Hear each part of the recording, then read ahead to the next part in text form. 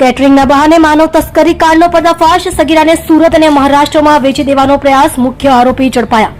સુરત શહેરમાં માનવ તસ્કરીના ગંભીર ગુનાનો પર્દાફાશ કરતા લિંબાયત પોલીસે 14 વર્ષની સગીરાને કેટરિંગના બહાને લઈ જઈ વેચી દેવાઈ હોવાનો ચોંકાવનારો કિસ્સો બહાર આવ્યો છે।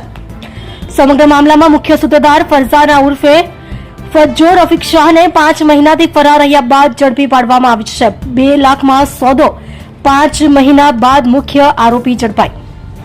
પોલીસ માહિતી મુજબ લીંબાયત વિસ્તારમાં રહેતી સગીરાને કામની લાલચ આપીને લસકાણા લઈ જવામાં આવી હતી। પ્રાથમિક તપાસમાં ખુલ્યું છે કે સગીરાનો પ્રથમ સોદો 50,000 રૂપિયામાં સોએબ નામના વ્યક્તિ સાથે કરવામાં આવ્યો હતો। જોકે લસકાણામાં સગીરા પર બળજબરી કરવાનો પ્રયાસ નિષ્ફળ જતા આ સોદો રદ થયો હતો। ત્યારબાદ સગીરાને મહારાષ્ટ્રના સોલાપુર ખાતે લઈ જઈ એક હિન્દુ યુવક સાથે 2 લાખ રૂપિયામાં પરણાવી દેવામાં આવી હતી। સોલાપુરમાં 3 મહિના સુધી યૌન શોષણ, સોલાપુરમાં સગીરાને 3 મહિના સુધી શારીરિક અને માનસિક અત્યાચાર સહન કરવો પડ્યો હતો તેનો ખુલાસો થયો છે। પોલીસ સૂત્રોના જણાવ્યા મુજબ યુવકની બહેને માનવતા દાખવી સગીરાને તેની માતાની સાથે વાત કરાવી હતી।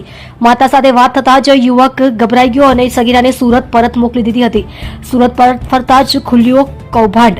સુરત પરત આવ્યા બાદ સગીરાએ પોતાની આપવીતી પરિવારને જણાવી હતી। ત્યારબાદ 25મી નવેમ્બરે મામલો પોલીસ સ્ટેશન પહોંચતા ગુનો નોંધાયો હતો। લીંબાયત પોલીસે ગુનાનો ભેદ ઉકેલતા માનવ તસ્કરીના રેકેટનો પર્દાફાશ કર્યો છે। આ પહેલા જ નૂરી શેખ અને તેના પતિ વસીમ શેખની ધરપકડ કરવામાં આવી હતી।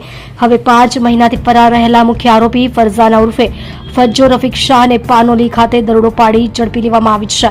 આશરો આપનાર દિયરની ધરપકડ, પોલીસે ફરઝાનાને આશરો આપનાર તેના દિયર આરીફ યુનુસ શાહની પણ ધરપકડ કરી છે। લીંબાયત પોલીસ સ્ટેશનના પીઆઈ NK કામળિયા અને પોલીસ સબ ઇન્સ્પેક્ટર KH ચૌધરીની આગેવાનીમાં સમગ્ર નેટવર્કના અન્ય સંડોવાયેલા લોકો સુધી પહોંચવા તપાસ તેજ કરવામાં આવી છે।